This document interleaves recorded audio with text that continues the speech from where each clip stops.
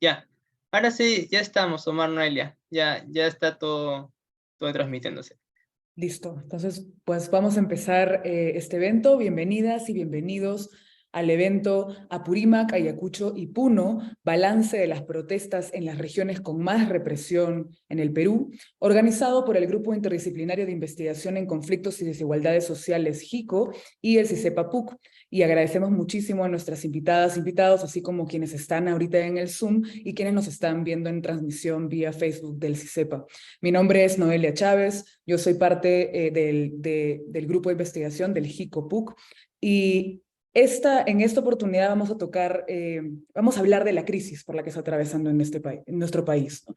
El país está atravesando por una convulsión social y política muy fuerte, que no es reciente, pero cuya ebullición parece haber llegado a sus picos más altos hasta el momento.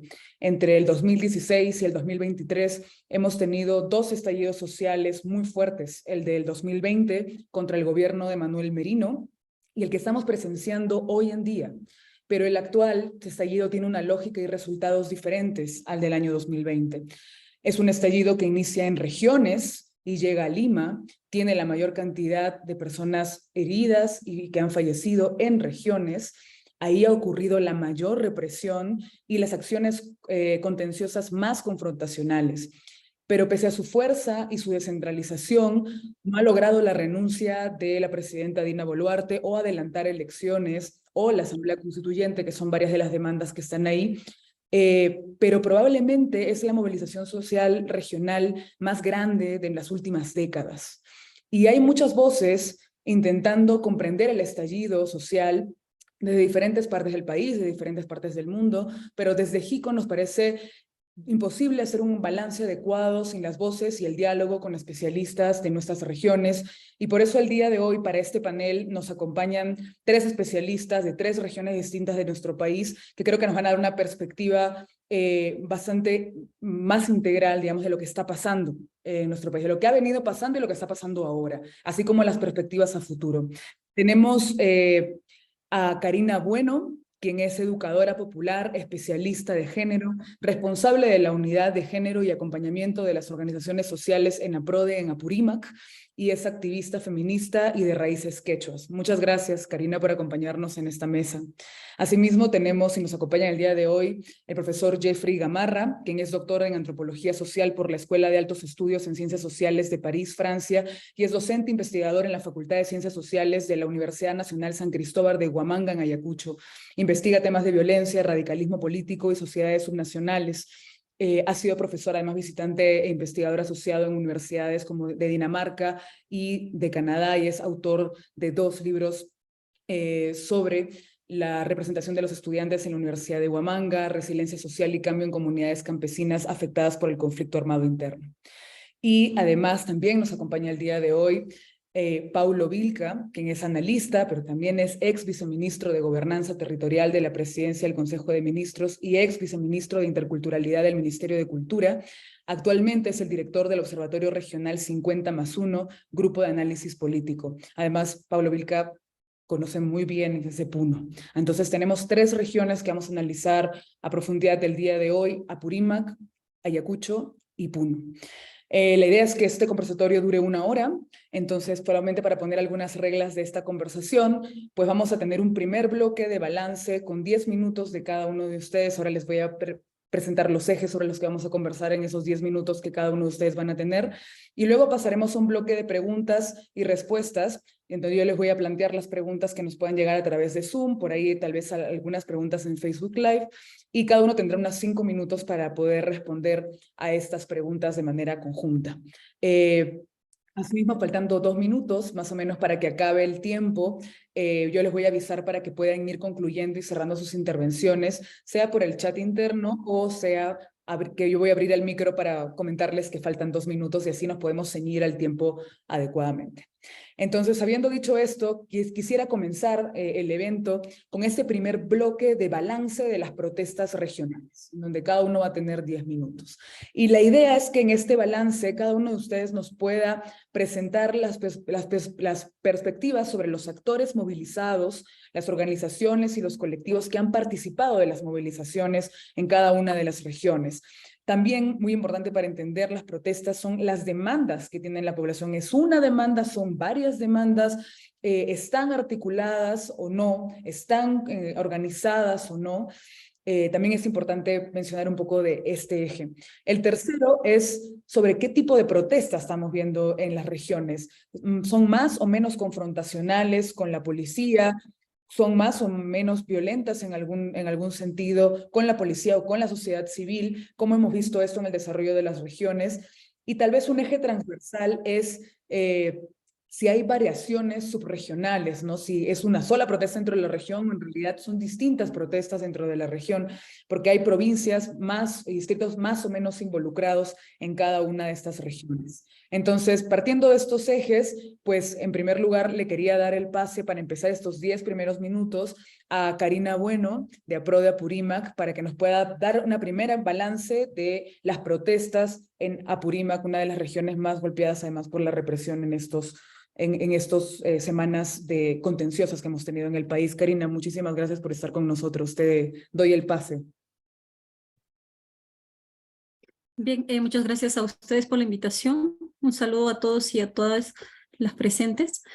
Bueno, voy a empezar entonces con este balance de las protestas en Apurímac, para lo cual es importante primero entender el contexto de descontento generalizado que se vive en la región ya por bastante tiempo, ¿no? Como sabemos, el sur, entre ellas Apurímac, ha votado en las últimas décadas por candidaturas que han representado reformas y transformaciones profundas, ¿no?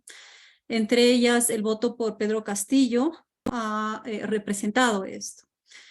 ¿Y por qué reclaman transformaciones profundas? Entender que Apurímac también ha sido una zona azotada por muchas formas de violencia, la más reciente quizá por la violencia política de los 80, con muchos saldos de desapariciones, muertes, y que es una herida vigente, ¿no? La pobreza y la extrema pobreza se han mantenido de forma sostenida en la realidad regional, pese a tener actividad extractiva de gran minería, pero con características de despojo territorial, cultural y de derechos, y además una actividad de grandes dimensiones que ha sido excluyente de las grandes mayorías.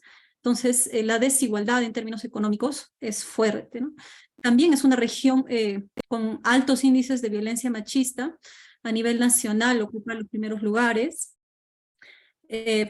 Por otro lado, es una región que mantiene su agrobiodiversidad ganadera y turística, y más del 80% de su población está autoidentificada como indígena quechua. Bueno, y existen en la región más de 400 comunidades campesinas. Entendiendo este contexto, es comprensible que el inicio de las protestas el mismo 7 de diciembre se haya dado en Andahuaylas. Recuerdo muy claramente, salió Pedro Castillo, y yo siento, he percibido conversando con la gente, con las comunidades, que este hecho fue aplaudido, fue celebrado incluso como una muestra de hartazgo frente a un Congreso que había actuado de forma obstruccionista desde el inicio del gobierno de Pedro Castillo, que, como les digo, representaba las esperanzas de cambio real, ¿no? Y esta celebración se ha dado pese a que muchos sectores, principalmente institucionalistas, condenaron el autogolpe, ¿no? Entonces, obviamente la vacancia que se dio horas más tarde fue rechazada, y por lo mismo Dina Boluarte, pese a ser apurimeña, fue considerada como una traidora, una traicionera, ¿no? Que más bien el hecho de ser apurimeña pudo jugarle un punto a favor para generar cierto consenso en su gobierno, pero no, el rechazo fue contundente, ¿no? Entonces, en este primer momento en Andahuaylas exigían la restitución de Pedro Castillo y el cierre del Congreso. Sin embargo, como sabemos, no tuvo ninguna respuesta, ¿no? Lo que favoreció la escalada de las protestas. Esta actitud de ignorar las masivas movilizaciones en Andahuaylas los días 7, 8 y 9 favorecieron esta escalada, tanto en cantidad de territorios comunales que se han sumado a las protestas, como en intensidad. Por ejemplo, el día 10 de diciembre en Andahuaylas, las principales vías se encontraban bloqueadas. En su mayoría la población se movilizaba pacíficamente, pero hubieron grupos que generaron destrozos en la infraestructura pública y privada, dándose obviamente lugar a la represión policial, que ese día dejó varios heridos, entre ellos el joven Cristian, que fue alcanzado por una bomba lacrimógena en la cabeza y murió el día 14, ¿no? Ese mismo día, como por esa cuestión de escalada, en la capital de la región se anunció el paro indefinido desde el día 12. El proceso de escalamiento continuó ya los días 11 y 12 a raíz del sobrevuelo de helicópteros con más contingente policial en Andahuaylas. La población se enervó e intentó llegar al aeropuerto de Huancabamba.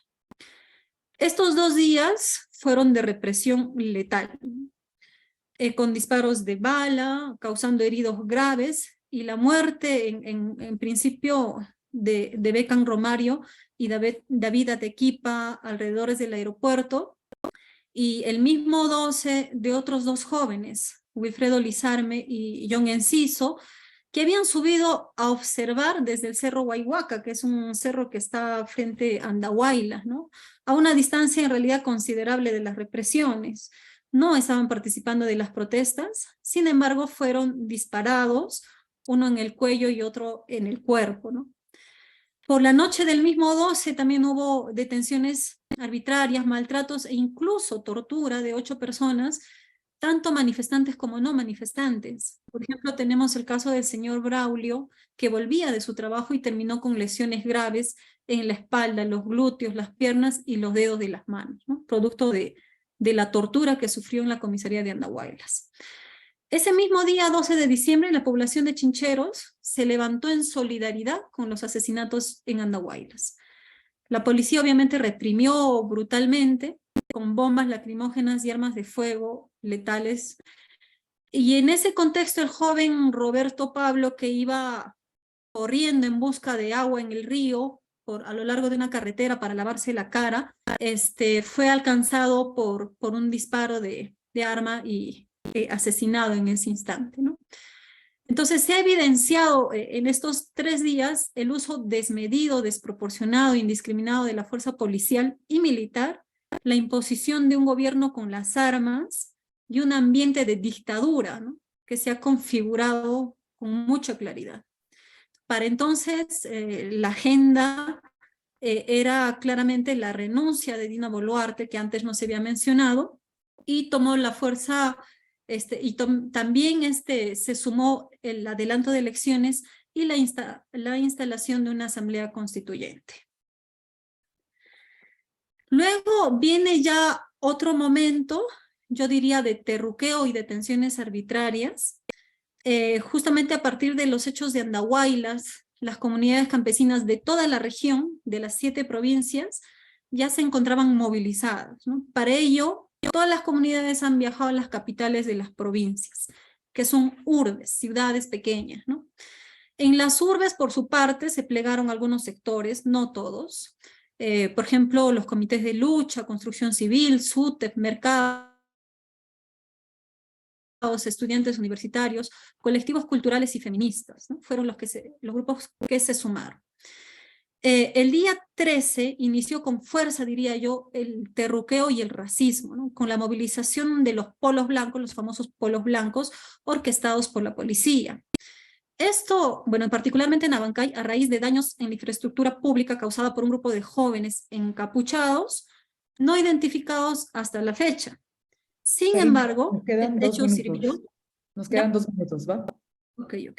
Este hecho sirvió para estigmatizar como vándalos a los manifestantes, justificar la destrucción de sus ollas comunes, requisar sus alimentos y detener arbitrariamente a más de 50 campesinos y campesinas que obviamente después fueron liberados porque no tenían vínculo alguno con los hechos imputados, ¿no? Entonces, en 7 días del gobierno de Dina Boluarte, ya existían 6 asesinatos, 86 heridos, 59 detenciones arbitrarias y una denuncia por tortura.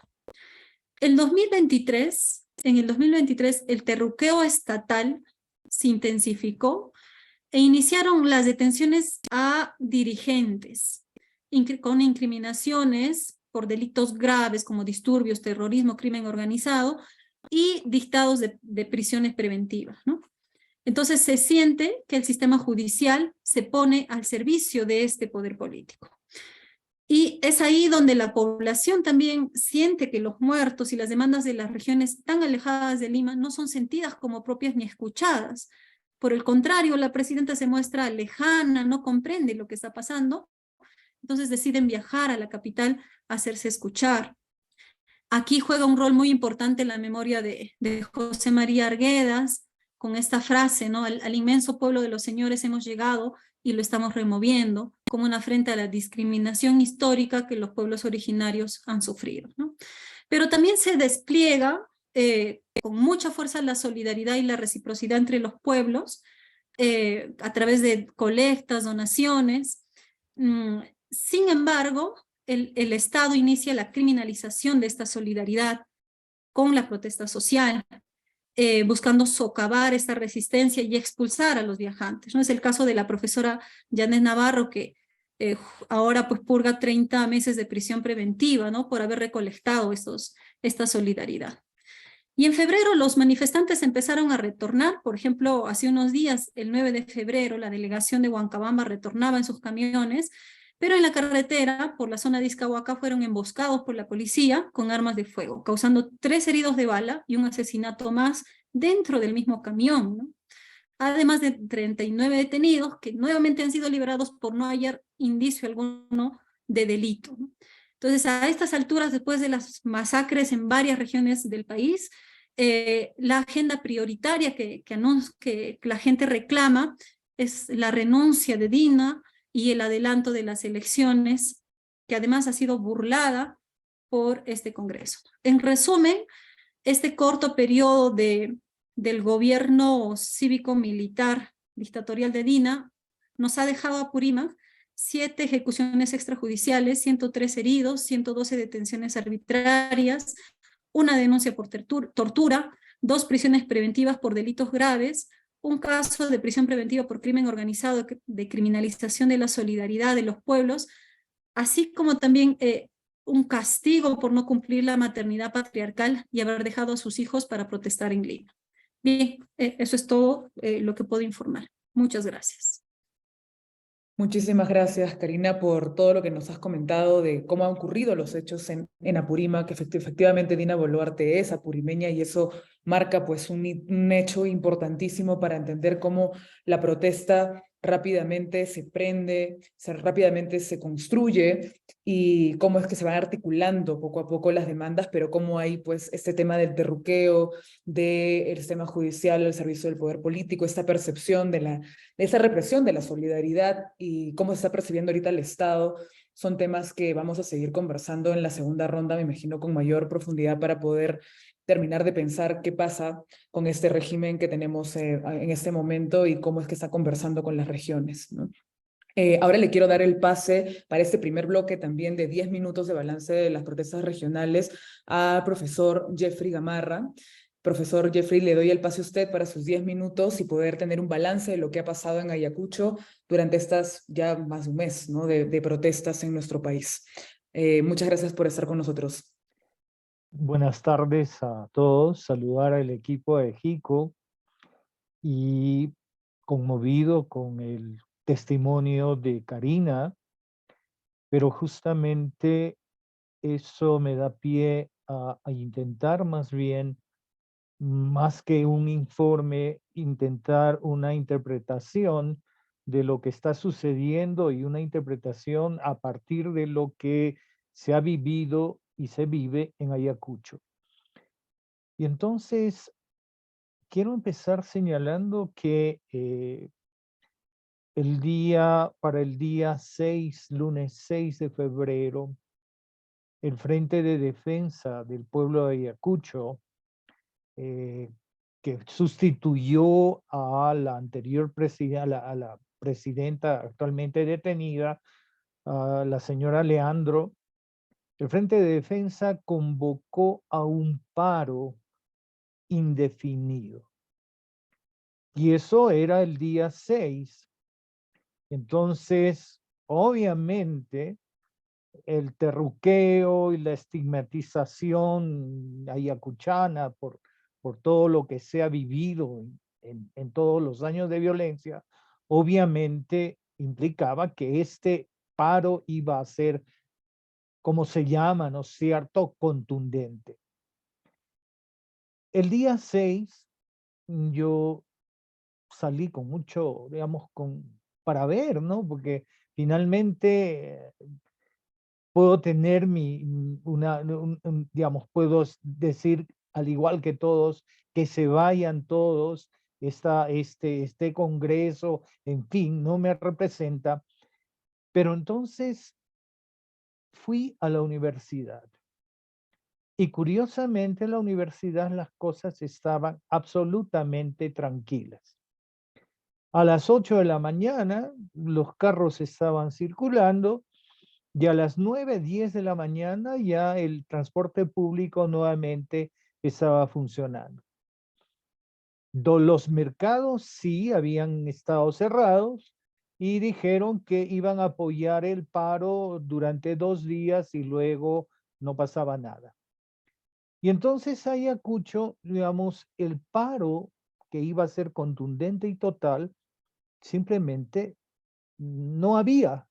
El día martes, el día miércoles, los mercados volvieron a la normalidad y eso es lo que seguimos viviendo hasta el momento.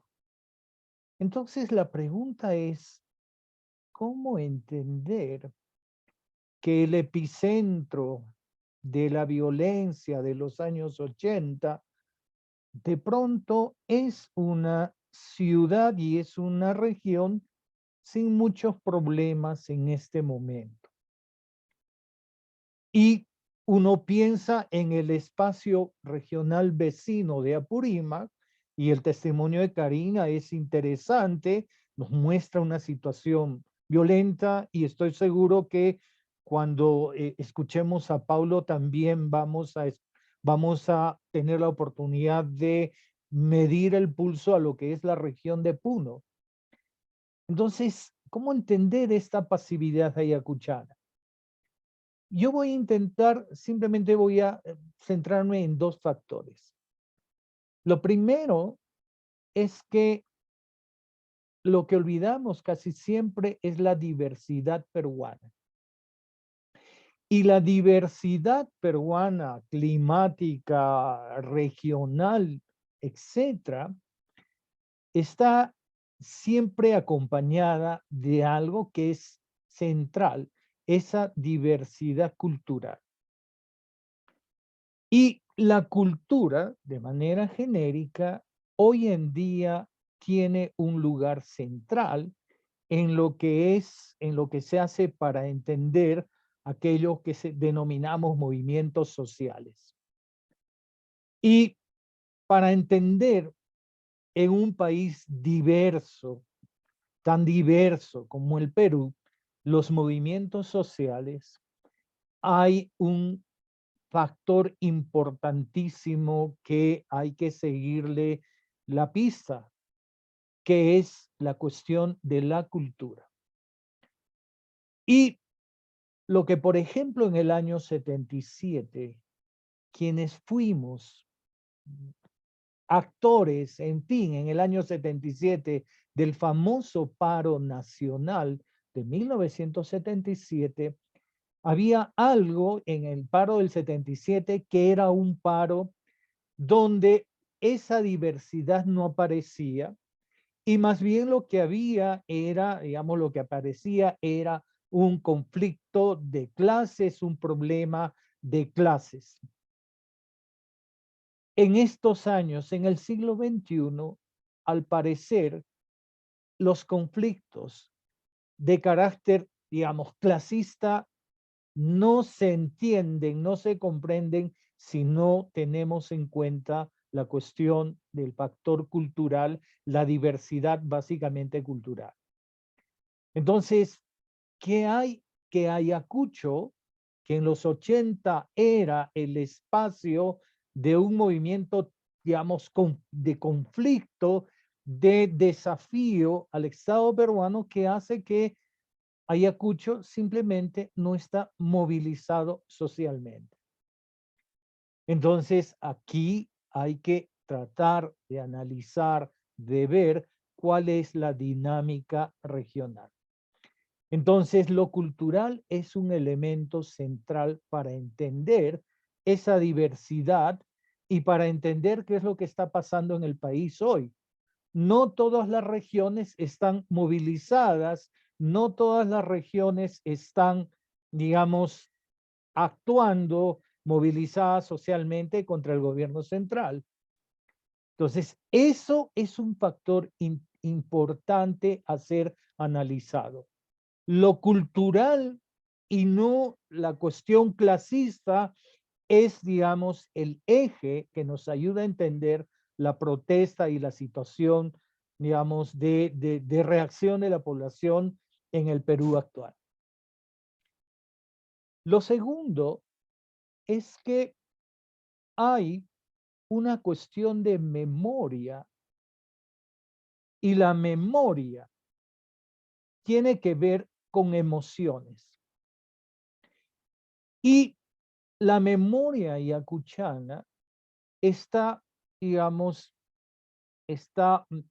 tiene mucho el componente de la época de la violencia. Y la época de la violencia de los años 80 marcó mucho a la población ayacuchana. El temor a vivir, a retrotraernos a una época de los años 80 en el siglo pasado, también nos puede ayudar a entender por qué Ayacucho muestra más bien su lado pasivo. Y acá hay una cuestión central, memoria y emociones. La memoria y las emociones nos pueden, digamos, nos pueden decir finalmente que el temor, la aversión a lo que pasó en los años 80 también nos puede ayudar a explicar cuál es la situación actual y la reacción de la población en Ayacucho. Como tengo Jeffrey, solamente tenemos 2 minutos. minutos, Va. sin embargo, hay que ver 2 espacios a nivel subregional. El espacio del BRAE, cómo entender la cuestión del BRAE y la cuestión de la minería informal en el sur. Son los 2 espacios que en un primer momento se movieron, se movilizaron, ¿no? Cuando uno iba al mercado de acá de Ayacucho, decían, los del BRAEM van a venir. Y la minería del sur, en cierto modo, también es responsable de los bloqueos en la zona de Arequipa. Esos 2 espacios, ¿cómo explicar frente al resto de Ayacucho? Acá habría que explorar los ofrecimientos del gobierno anterior de Pedro Castillo, la manera como se ofreció, se acordó, digamos, se acordó o no, qué tipo de propuestas había de la PCM respecto, por ejemplo, al caso de a la cuestión de la coca, ¿no es cierto? La no erradicación de la coca y entender este otro grupo del sur de Ayacucho que simplemente, digamos, qué tipo de ofrecimientos tuvo. Con esto termino y digo que el caso ayacuchano podría decir que es sui generis por lo menos para la sierra centro-sur del Perú. Gracias. Muchísimas gracias, profesor Jeffrey, porque creo que del panorama grande que nos ha mencionado Karina en Apurímac, estamos yendo justamente a desentrañar esta no homogeneidad que hay dentro de las regiones del país y cómo es que también hay una dinámica entre la pasividad y la contención, digamos, y qué grupos son los más contenciosos y qué factores nos ayudan a entender la pasividad, ¿no? Hablamos de la diversidad peruana desde lo cultural y de la memoria y las emociones que puede hacer que no todo Ayacucho sea como todo movilizado, ¿no? Que creo que es algo que queríamos también lograr reflexionar en este conversatorio. Y para justamente continuar con estas miradas tanto macroregionales como subregionales, también nos acompaña Paulo Vilca, que le quiero dar el pase para que nos pueda también en esta primera parte hacer el balance de las protestas regionales en Puno, uno de los centros más importantes de la convulsión social en este estallido, con además muchísima represión, muertes, heridos. Y creo que es un eje clave de las movilizaciones durante estas semanas. Pablo, te doy el pase para estos primeros 10 minutos. Sí, muchas gracias, Noelia. Un gusto estar con ustedes en este espacio para poder intercambiar diferentes lecturas sobre lo que viene ocurriendo en el país. A ver, yo quisiera empezar poniendo el acento, ¿no?, en el caso específico de Puno, y tal vez del país, ¿por qué no? Señalando de que estamos ante un hecho inédito. No solo en la historia reciente, pero pongámoslo de las últimas décadas, ¿no? Un hecho inédito tanto por el impacto de lo que han significado este ciclo de protestas y movilizaciones, por los protagonistas del mismo, por el territorio y también por la magnitud y las diferentes estrategias de movilización y protesta que han ocurrido en el país, y por supuesto también por el nivel de represión que ha ejercido y viene ejerciendo el gobierno nacional. Creo que no se puede hablar de este proceso sin tener en consideración estos elementos que, si bien es cierto, luego de 2 décadas de ciclo de conflictos sociales en nuestro país, que nos tenían siempre, alguna vez digamos, con mucha tensión, lo ocurrido estos 2 meses supera con mucho a lo que vivimos en el país las últimas décadas. Y bien, como lo has dicho tú, tal vez el territorio con el mayor nivel de resistencia y confrontación se encuentra en Puno. Porque Puno, además, tal vez a diferencia de lo que ocurrió en Apurímac y por supuesto de lo que viene ocurriendo en Ayacucho, es una región donde la protesta y la movilización es de carácter transversal. Durante casi 2 meses, la totalidad de las provincias, ciudades y vías de comunicación en Puno tienen huellas de la protesta. El norte quechua, ¿no?, que tiene como centro de concentración, de enfrentamientos también, hay que decirlo, y de víctimas en Juliaca, ¿no?, pero también el sur Aymara, ¿no?, que no para, no deja de bloquear, no deja de manifestarse desde el 15 de diciembre.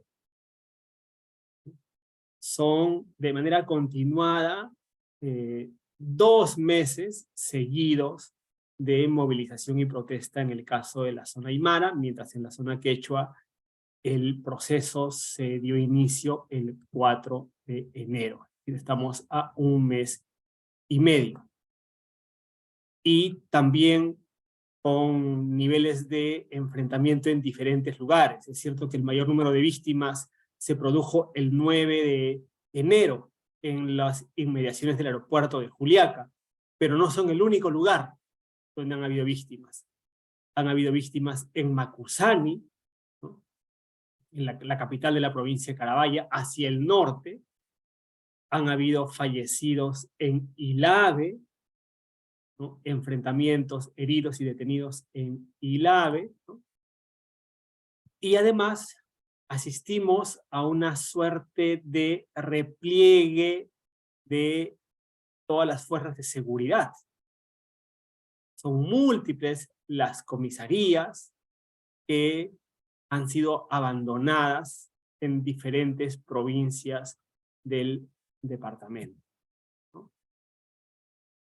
Tanto en la zona aymara como por supuesto en la zona quechua.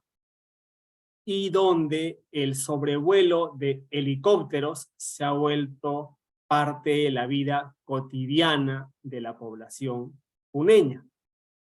Y donde desde el día de ayer, luego de más de 30 años en nuestro país, se instala un comando, le llaman comando unificado, ¿no? De las Fuerzas Armadas y la Policía Nacional, que es el organismo político del Estado peruano para mantener el orden en la región. Lo que no se veía desde el conflicto armado interno, ahora lo vemos en Puno funcionando desde el día de ayer, ¿no? Por otro lado, decía yo de que es una movilización y protesta transversal, porque tenemos, por supuesto, a las comunidades quechuas y aymaras movilizándose diariamente en la región, pero no solamente estas, sino también tenemos a la población urbana, ¿no? A los sectores de comerciantes de Juliaca, que es sobre todo una urbe comercial importantísima, pero también a los sectores urbanos de la ciudad de Puno y a los sectores estudiantiles. Y todo eso se expresó de manera muy clara su participación, porque desde Puno es de donde han salido la mayor cantidad de delegaciones y caravanas que se han trasladado a Lima para continuar con las protestas y movilizaciones.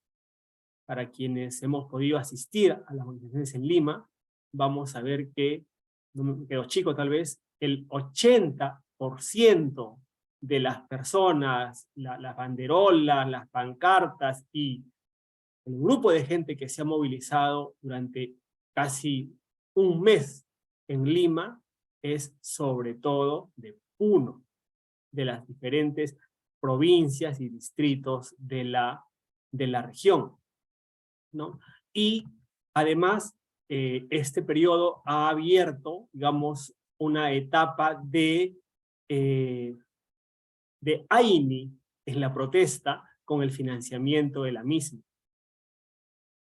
En Juliaca, específicamente, se realizan teletones interdiarias, prácticamente, para recaudar recursos que sirvan tanto para apoyar a los heridos y víctimas de las protestas, pero también para solventar los recursos de las delegaciones que vinieron a Lima, ¿no?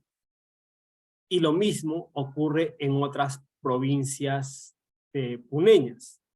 Y por supuesto, también este compromiso ha alcanzado a otros sectores que usualmente se mantenían lejos de las movilizaciones, como el sector cultural y el de los artistas, ¿no? Se ha hecho famosa estas semanas alguien que ya era muy popular en la zona andina, y específicamente en Puno, la cantante Yarita Lisset, ¿no? Que comprometió su apoyo no solamente moral, sino económico y de recursos para contribuir a esta gran movilización. Por supuesto, como en otras partes del país, hay una serie de demandas que se plantean desde la región, y también estas han venido sufriendo algunas modificaciones.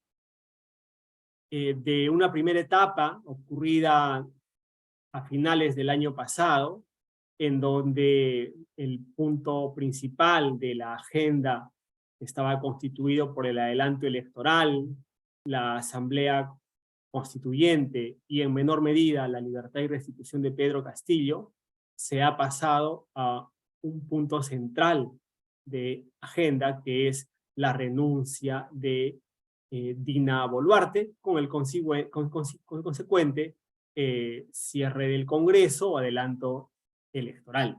Esa es la principal demanda y reivindicación que se plantea desde Puno, ¿no? Por supuesto, hay otros sectores y grupos que plantean el tema de la Asamblea Constituyente. Dicho sea de paso, esto no es algo nuevo.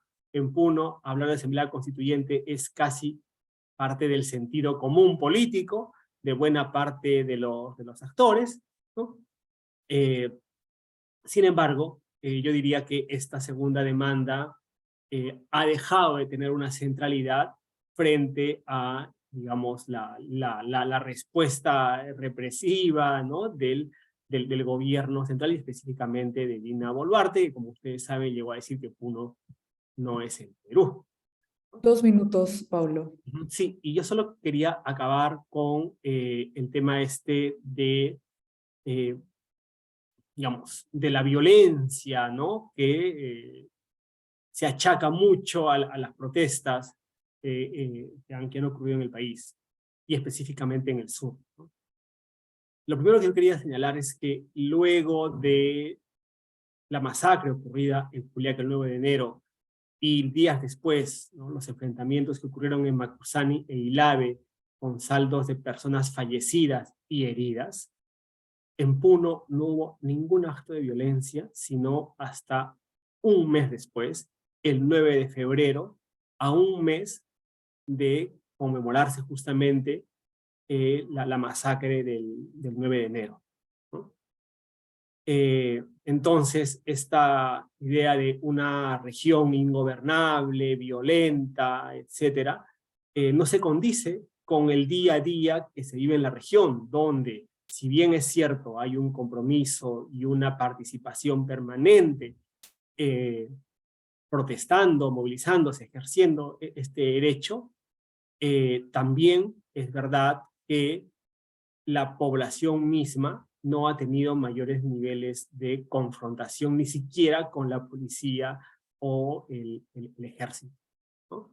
Y solo para acabar, también mencionar de que así como en Apurímac y en Ayacucho el terruqueo ha sido la estrategia, y viene siendo la estrategia en general del gobierno para intentar deslegitimar las movilizaciones, en Puno ha sido la bolivianización, ¿no? Es decir, achacar a una supuesta conspiración ideada en Bolivia como la causante de las protestas, algo que en Puno, por supuesto, es rechazado ampliamente porque no se condice con la realidad. Gracias. Muchísimas gracias, Paulo, por esta perspectiva de qué es lo que está pasando en Puno, cómo es que este hecho histórico se está desenvolviendo en una región como Puno.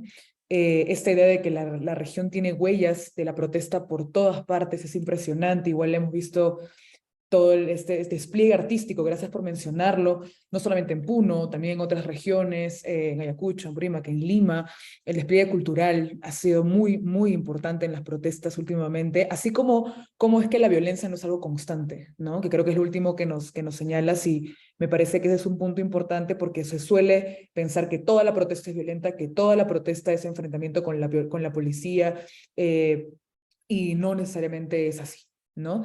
Entonces, ahora quería pasar rápidamente al segundo bloque, en donde teníamos, Omar justo me acaba de pasar algunas preguntas Omar Coronel me acaba de pasar algunas preguntas que están en Facebook y en Zoom para todos ustedes, y luego yo también planteé una pregunta más hacia futuro.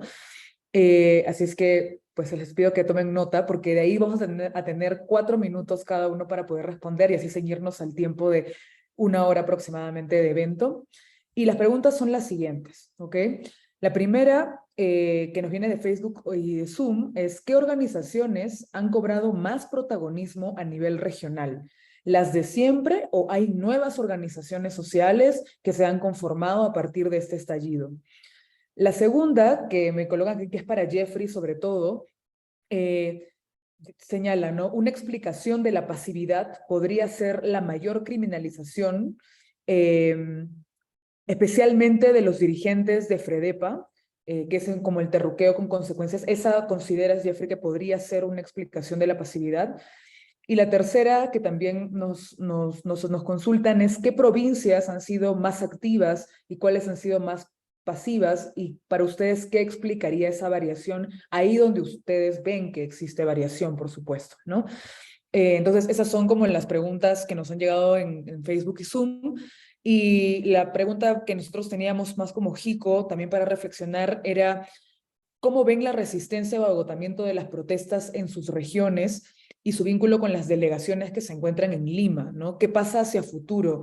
Yo siento que ya los medios empiezan, incluso las alternativas empiezan a decir que hay un agotamiento. Sin embargo, ahora Pablo nos comenta de este AINI, ¿no? De esa solidaridad. También nos comentaban tanto Karina como Jeffrey, que también existen en las regiones. Y no sé si eso es como, son olas tal vez de protestas, son ciclos que se están armando, o es que estamos, digamos, bajando está bajando la contención. ¿Cómo ustedes lo ven a futuro? Volvemos igual en el mismo orden. Quisiera darle primero la palabra a Karina para que nos pueda contestar en ese segundo bloque de 4 minutos cada uno, de manera muy concisa, los puntos que se han puesto sobre la mesa en este momento. Karina, te doy el pase. Sí, bien. Respecto de las organizaciones que han tenido mayor protagonismo en estas protestas,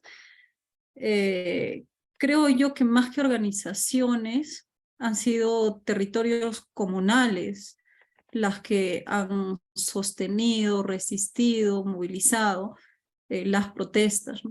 Y en menor medida otras organizaciones gremiales, pero no con la misma fuerza que las comunidades campesinas, que incluso dejaban su chacra, sus familias, su agricultura, para venir a las ciudades a paralizarlo todo, ¿no? Entonces, en esta oportunidad en Apurímac se ha sentido la real presencia de las comunidades campesinas.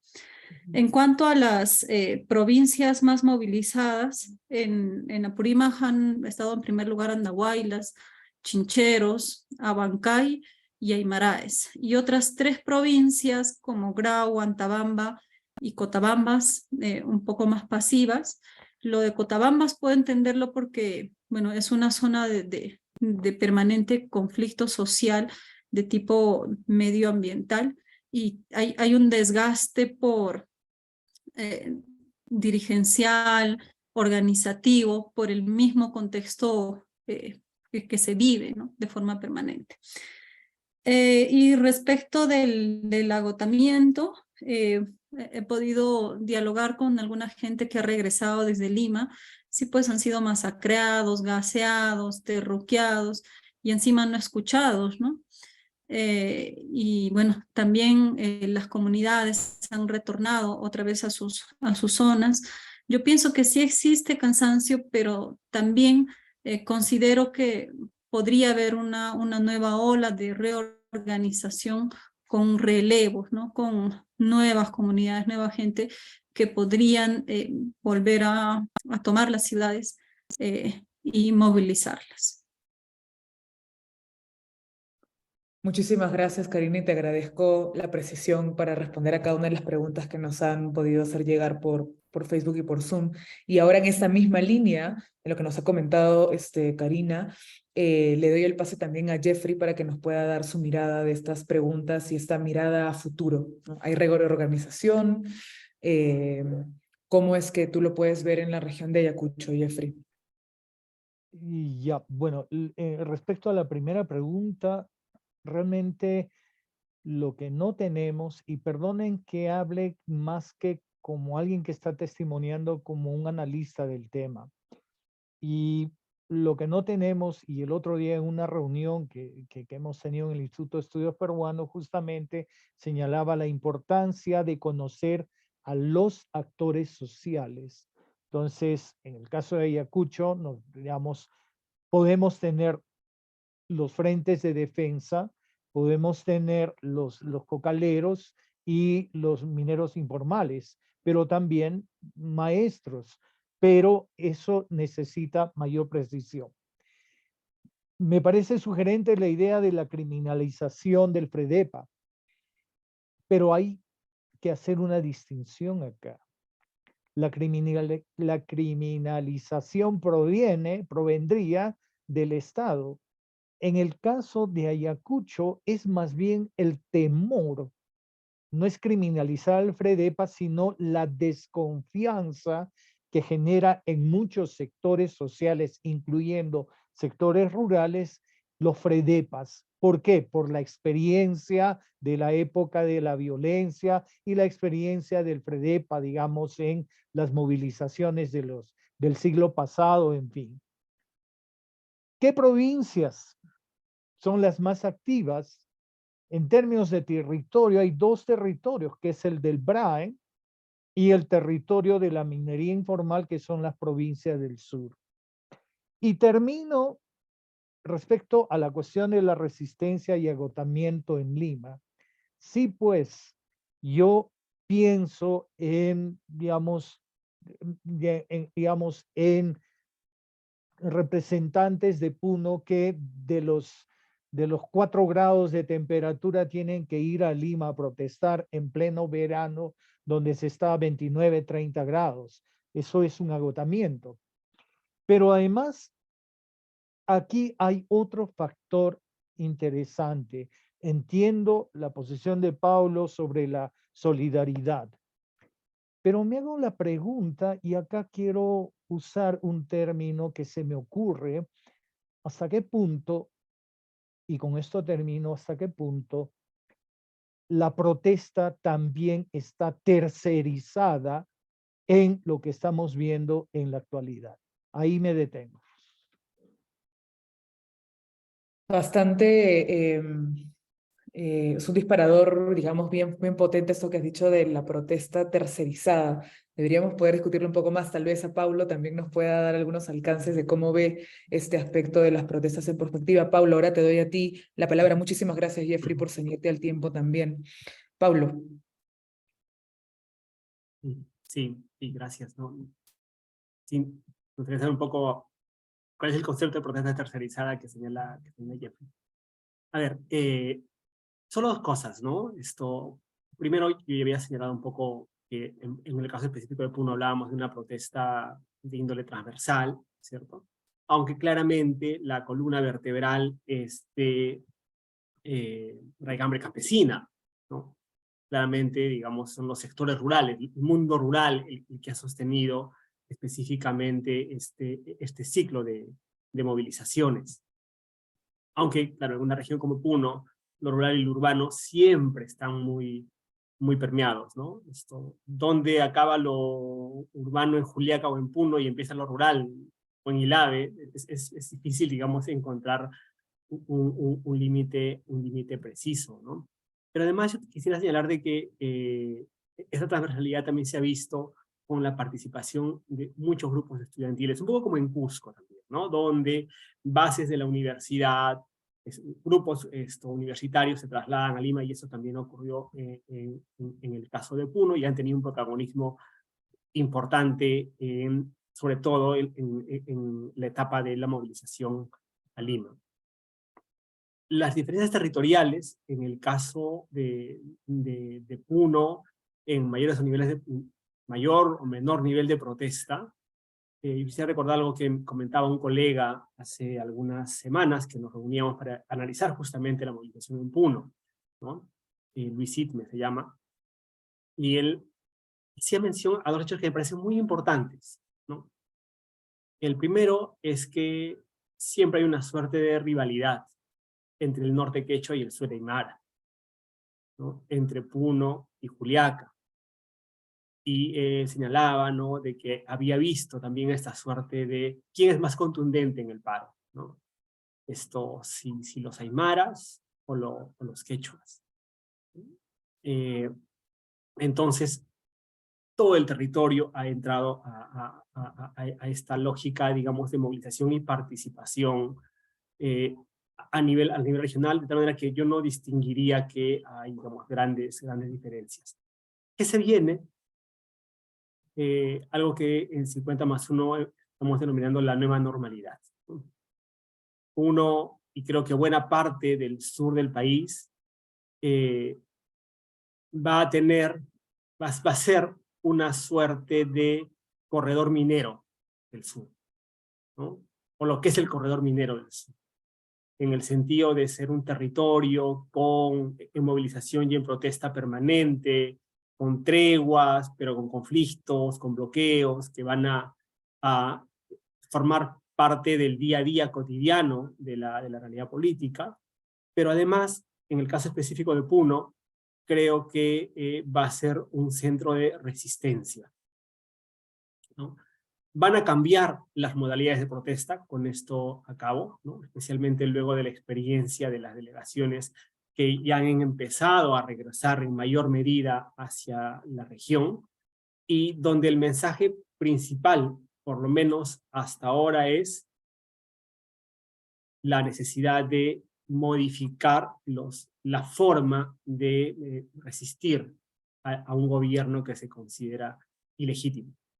¿Cuáles serán esas maneras de resistir? Pues eso vamos a verlo seguramente en la siguiente semana.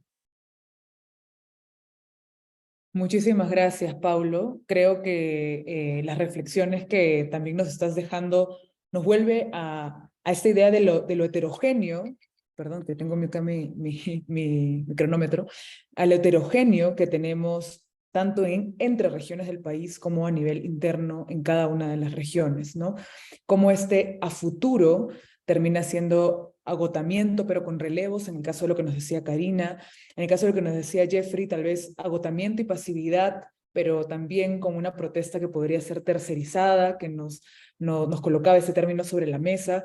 Y por otro lado, esto que tú nos presentas, Pablo, del centro de resistencia con modalidades diferentes de protesta que vamos a ver conforme pase el tiempo, y también dependiendo mucho del contexto político y de cómo se mueven las piezas políticas durante estos meses, ¿no? Una cosa es la renuncia de Dina Boluarte y que por eso se adelanten elecciones, otra cosa es que el Congreso apruebe elecciones adelantadas y no sabemos ahí cómo va a derivar la protesta, porque finalmente creo que coinciden varios de ustedes en que hay una demanda muy fuerte, o que se ha trasladado la demanda hacia la renuncia de Dina Boluarte y el adelanto de elecciones, al menos a nivel de las regiones, con otras, evidentemente, demandas, como por ejemplo el tema de la Asamblea Constituyente.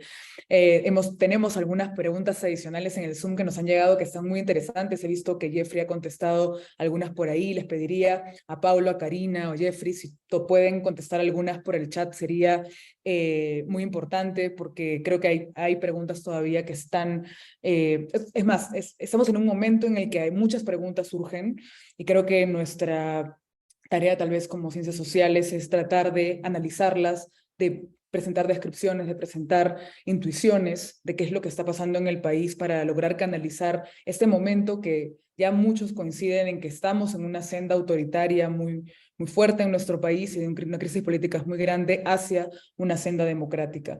Yo quería, además de agradecerles a ustedes tres por las perspectivas que nos están dando para entender el estallido social, resaltar algunas ideas, tal vez, por ejemplo, la idea de que este estallido social es un hecho histórico, es un hecho inédito en nuestro país, como nos comentaba Paulo, la idea que nos comentaba Karina de que hay temas estructurales muy grandes que nos llevan hasta este estallido social que empieza en regiones, que tiene que ver con el descontento generalizado que existe en nuestro país desde hace mucho tiempo, por las desigualdades, por las diferencias sociales, por la discriminación, por el racismo, por la pobreza, por el despojo territorial que nos mencionaba, y creo que es algo transversal en muchas regiones de nuestro país, sobre todo en un país tan centralizado como el nuestro, ¿no?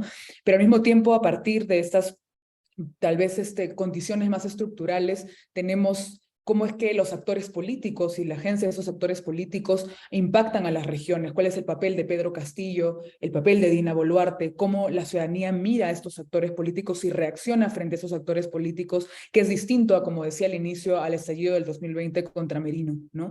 Al mismo tiempo, hablar de la propia dinámica de la protesta, que es distinta en cada región, como cuál es la presencia de la violencia y al mismo tiempo la presencia de la solidaridad. Qué grupos son los que se movilizan y cuánta legitimidad tienen dentro de sus propias regiones, como nos comentaba Jeffrey, y la desmovilización que él percibe en Ayacucho, ¿no? Y al mismo tiempo cómo el contingente, tal vez la organización de la represión tan fuerte, del terruqueo, de la boliviana, ¿cómo era el término, Paulo, que me... Bolivianización. Bolivianización, a esta bolivianización, que afecta de forma diferenciada a cada uno de esos territorios, dependiendo de dos cosas también importantes que nos decía Jeffrey: la diversidad peruana desde lo cultural y la memoria y las emociones. En cada espacio esto va a afectar de forma diferenciada, ¿no? Y creo que finalmente, de nuevo, vuelvo a resaltar estas ideas de a futuro, ¿no? De qué va a pasar con esta protesta, con este estallido, hacia dónde va a derivar, si hay elecciones, si no hay elecciones, si se queda Dina Boluarte, y qué pasa con esta solidaridad y agotamiento al mismo tiempo, ¿no?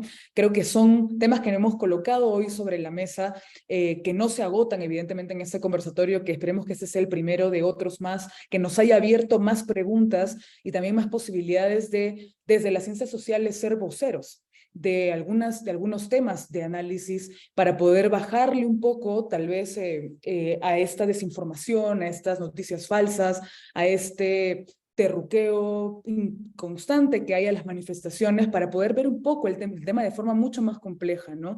Creo que hay una necesidad actualmente de unas ciencias sociales que se posicione sobre lo que está pasando en nuestro país, y que los aportes que demos desde las ciencias sociales no nos eleven a las ciencias sociales a un pedestal, sino más bien que contribuya no solamente a la discusión pública, sino al entendimiento, que es un término que nos colocaba nuestra querida Narda Enríquez hace unas reuniones anteriores, el entendimiento entre peruanos y peruanas, que ahora parece muy difícil, ¿no? Y desde esa lógica poder encontrar soluciones democráticas en contextos de crisis y en contextos autoritarios, ¿no? Hoy más que nunca, probablemente, bueno, en estos últimos años necesitamos unas ciencias sociales con una vocación pública, que creo que es importante y que es lo que JICO trata de empezar a hacer en este momento. Nuevamente les agradezco a Jeffrey, a Karina, a Paulo por sus perspectivas y esperamos vernos en otro espacio. Les agradecemos a todos los que se han unido al Zoom, así como quienes nos han seguido por la plataforma de Facebook Live del CICEPA. Y muchísimas gracias, estemos en conversación y sigamos colocando estos temas en el debate público que son tan importantes. Muchas gracias. Gracias Un a todos abrazo. ustedes. Gracias. Gracias y Narda, continuaremos. un abrazo a todos ustedes, a Paulo, a luego. Karina también, a todos, a Omar. Un abrazo. Karina Estamos en y contacto. Pablo, muchas gracias y continuaremos. Un abrazo. Muchas gracias. Gracias. Nos vemos, hasta luego.